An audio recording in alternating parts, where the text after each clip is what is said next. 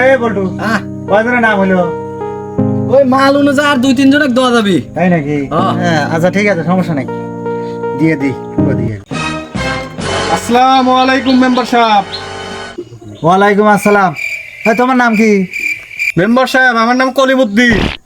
এই লেখ করে মধ্যে লেখ। আচ্ছা এলেন। যাও যাও যাও। আসসালামু আলাইকুম। ওয়ালাইকুম আসসালাম, যাও যাও দোয়া করো।